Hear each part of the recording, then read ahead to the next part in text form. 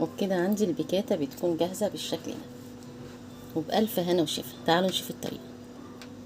كمان عندي طبق الشاورما كمان جاهز، شاورما بالخضروات وبالمشروم، بألف هنا وشفا. تعالوا نشوف الطريقة. السلام عليكم ورحمة الله وبركاته، والصلاة والسلام على أشرف المرسلين سيدنا ونبينا محمد وعلى آله وأصحابه أجمعين. ازيكم يا حبايبي، عاملين ايه؟ اللي ما يعرفش المشروم أو عيش الغراب أو الفطر، هو ده بيبقى شكله.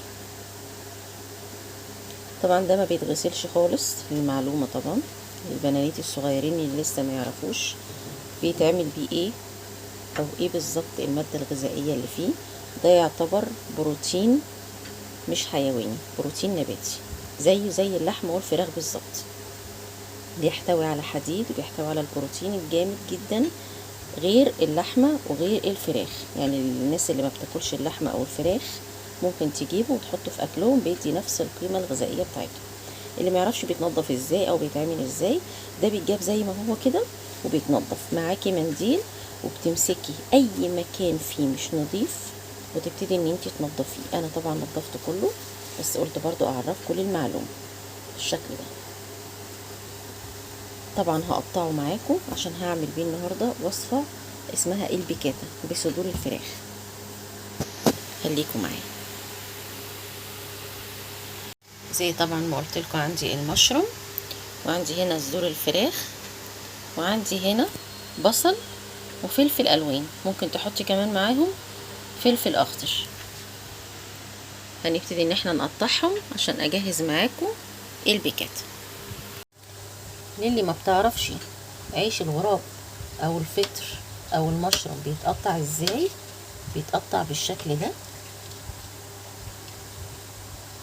على فكرة في كمان مشروم بيبقى كومبوت، بيتباع في علب في السوبر ماركت زي كومبوت الاناناس كده والخوخ بالظبط. بتطلعيه من الكومبوت بتستخدميه على طول. ده اللي ما بيعرفش يستخدم الكومبوت. وده المشروم اللي هو الفريش اللي بيجي من عند الفكهاني او الخضري، بتقطعيه بالشكل ده او باي طريقه انت عايزاه، لان هو عامل زي الاسفنج بالظبط. طبعا انا بقول المعلومات ديت للبنانيت او الناس اللي لسه ما تعرفش ازاي تستخدم المشروم. زي ما قلت لكم بالظبط، انا اي حاجه فيه بنضفها بمنديل، ما بحبش اغسله. في ناس على فكره بتغسله يا جماعه بس قبل ما بتستخدمه على طول. بس احب اقول لكم ان المشروم ما ينفعش يتغسل بميه. ليه؟ لانه عامل زي الاسفنج بالظبط. بصوا عامل ازاي من جوه، اول ما بيجي عليه الميه بيشرب الميه وبيبقى طري، فما بيبقاش حلو وانت بتاكليه. انما لو عملتيه بالطريقه دي بالمنديل، نضفتيه وقطعتيه بالشكل ده واستخدمتيه في اكلتك على طول، هيديك الطعم اللي انت عاوزاه ومش هيفقد اي حاجه من القيمه الغذائيه بتاعته. وزي ما قلت لكم تاني ان ده بيحتوي على البروتين النباتي والحديد كمان. احنا معظم اكلنا بنعمله ما نعرفش القيمه الغذائيه اللي فيه ولا المعادن اللي بتبقى موجوده في الاكل.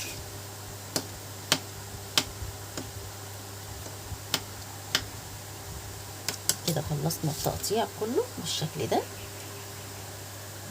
هكمل بقيه تقطيع البانيه والفلفل وارجع لكم.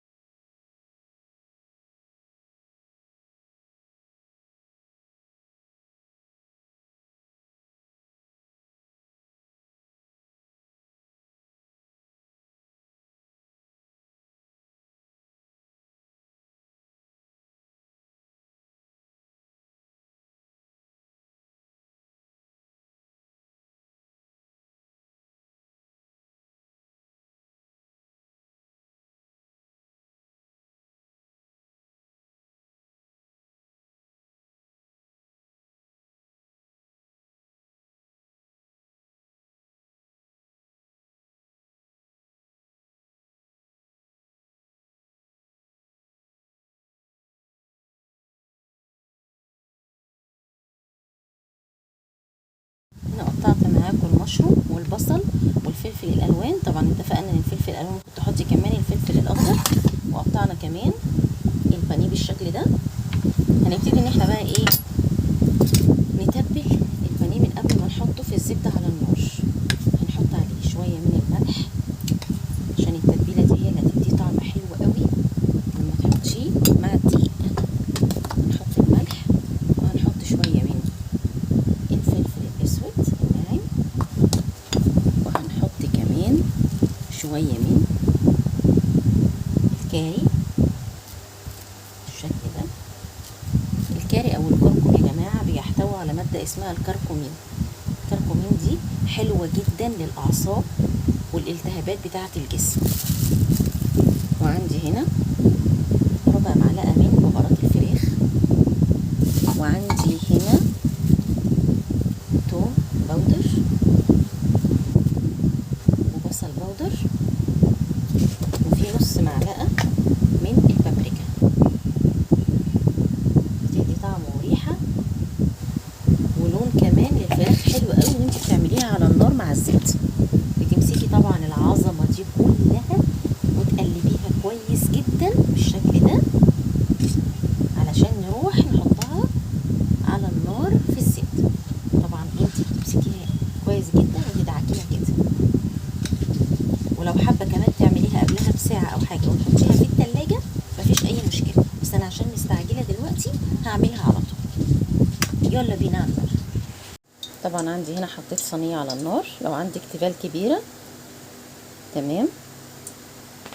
وهنا طبعا عندي الفراخ اللي انا قلت لكم عليها اللي احنا قطعناها وحطينا فيها البهارات كلها. طبعا انا مسكتها دعكتها كويس جدا عشان كل حته من الفراخ تتشبع كده بالبهارات.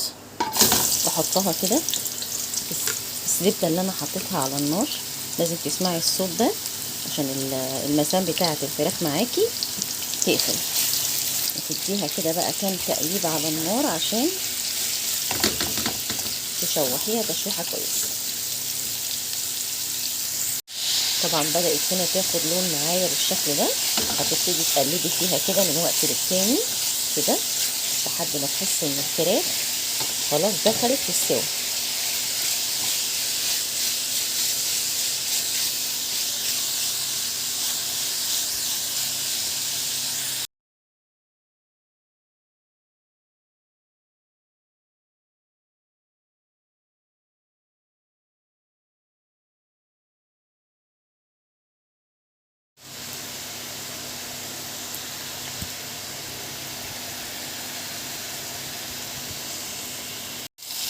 هنا خلاص عندي الفراخ نزلت سنه كده بسيطه من الميه بتاعتها او السوائل اللي بتبقى موجوده في قلب الفراخ، وخلاص شربتها كمان بالشكل ده.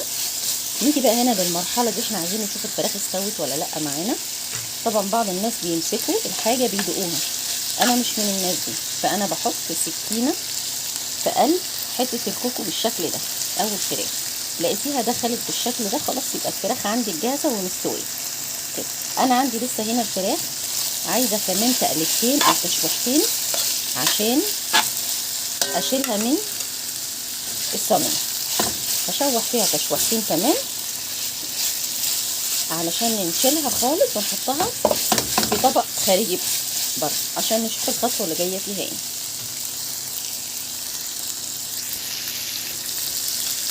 عندي هنا خلاص الفراخ استوت بالشكل ده. هبتدي ان انا اشيلها احطها في قلب حاجه بره عشان ابتدي اشتغل في نفس الصينيه اللي انا عملت فيها الفراخ. احط فيها بقيه الحاجات اللي انا هوريها لكم دلوقتي. هشيلها كلها وارجع لكم تاني. عندي هنا بعد ما شلت الفراخ بالشكل ده طلعتها بره. بص لونها جميل ازاي ومستويه وطعمها جميل جدا.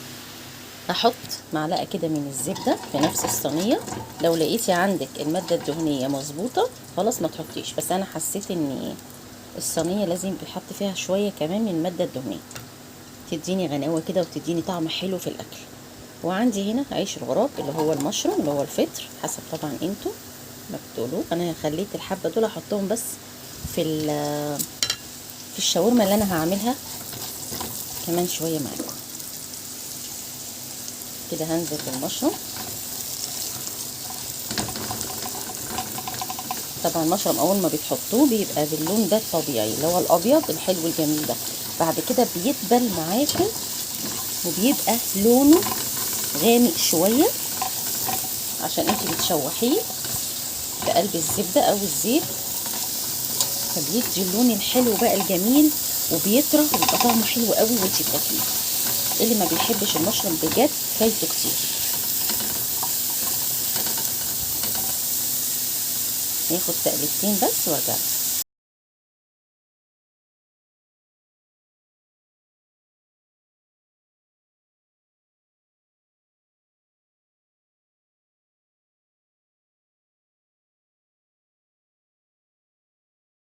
وبكده عندي المشروم بيكون استوى بالشكل ده، لونه بيبقى جميل قوي. بصوا عامل ازاي. هطلعه هو كمان من الصينيه عشان انزل ببقيه المقادير كلها في قلب صينيه واحده. كده ادي المشروم بعد ما استوى طلعته من قلب الزبده وحطيته في طبق بره، وادي كمان الفراخ. هنعمل بعد كده ايه؟ البصل هننزل بيه بالطريقه دي كده، وهنديله برده تشويحتين.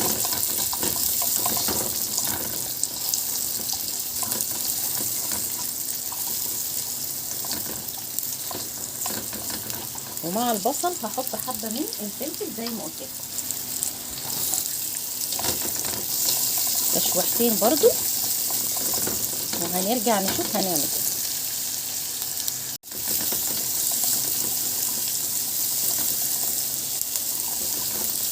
ما تقلقوش خالص من اللون اللي في قلب الصينيه ده، انا كنت حباه لسبب بيعمل لون حلو قوي في البيكاتا. لما بتيجي تحطي اللبن والدقيق في الاخر بيعمل لون جميل جدا، اللي هو لون البراون ده في قلب الصوص نفسه. هتشوفوا في الاخر اللي انا بقول لكم عليه. خلاص كده خدت تشويحتين تمام.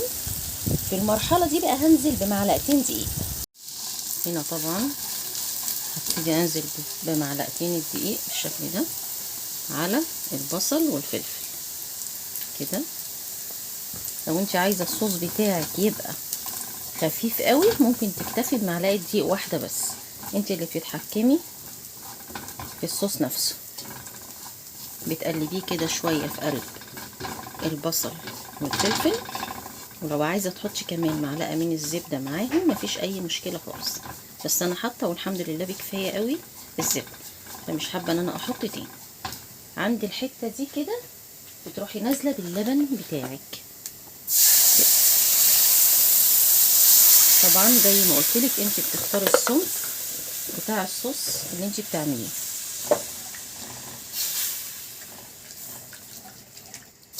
هتدوقي الحدق بتاعك اذا كان محتاج ملح او فلفل او بهار. هنسيبه شويه لحد بس ما يتقل. هنا عندي خلاص الصوص تقل بالشكل ده. انا شايفاه ان الصوص تقيل شويه عن اللي انا عايزاه. شفتوا اللون اللي بقول لكم عليه اللي بيبقى براون في قلب الصينيه من تحت ده؟ بيطلع مع الصوص بتاع البيكاتا وبيدي لون حلو قوي. طبعا هنا هزود شويه من اللبن كده عشان انا عايزه الصوص يبقى خفيف شويه مش تقيل. وللمعلومه لما تيجي تعملي البيكاتا وخلاص هتقدميها، تعملي الصوص بتاعها ده وتنزلي بالفراخ بتاعتك وتقدميها في نفس التوقيت، ما تعمليهاش وتركنيها، عشان كل ما بتتركن كل ما الصوص ده بيتقل معاكي.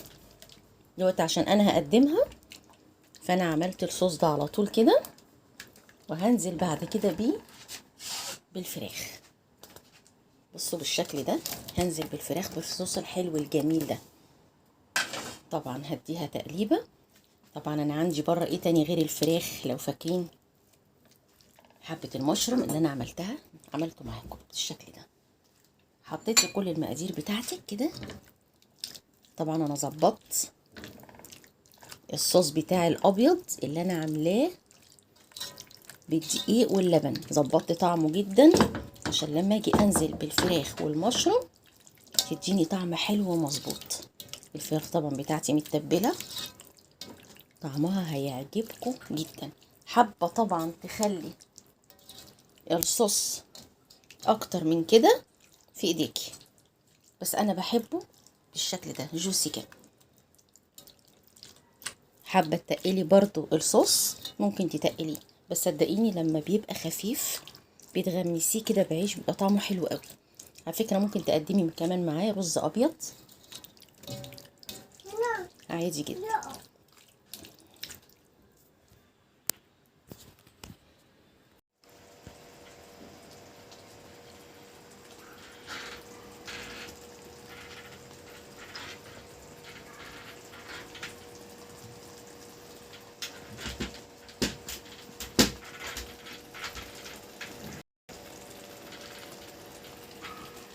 عندي هنا طبعا حتتين من الفراخ سبتهم على جنب بنفس التتبيله اللي انا عملت بيهم اللي فاتت.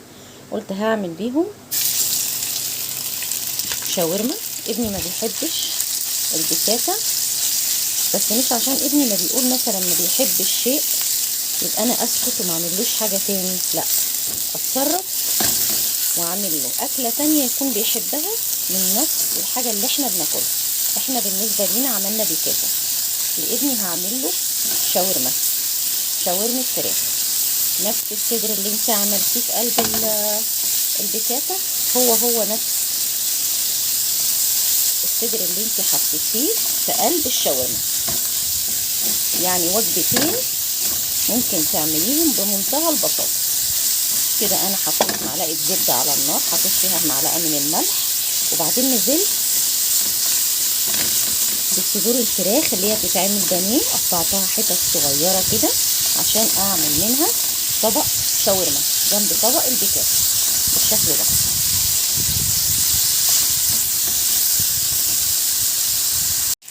عندي هنا خلاص استوت الفراخ بالشكل ده. قطعت طبعا بصلايه، وعندي طبعا الفلفل الالوان اللي كنت مقطعاه مع البيكاتا، خدت منه شويه صغيرين كده في البصله بتاعت البيكاتا. وهحط كمان هنا البصله بالشكل ده، وهديها بس ايه تشويحتين كده.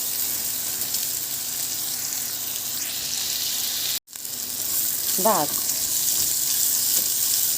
البصل ما خد تشويحه بالشكل ده هنزل معاكم بالفلفل الالوان، برضه هياخد تشويحه معانا كده، وبعدين اقلبها مع الفراخ تقليبه حلوه عشان هنزل دلوقتي بالمشروم. المشروم ما بياخدش معايا اي وقت خالص، بياخد تشويحتين بالظبط. طبعا كل القيمه الغذائيه اللي انا حطيتها في قلب البيكاتا لاني ما بياكلهاش حطيتها هنا في قلب الشاورما علشان يعرف ياكل معانا نفس الاكل اللي احنا كلناه بس بطريقه مختلفه. هحط هنا المشروم كده، شفت له حبه صغيرين عشان يدوا معانا قيمه غذائيه. بيدبل من اقل حاجه انه عامل زي الاسفنج بالظبط، هياخد تقليبتين كده كده عندك تبقى الشاورما جاهزه.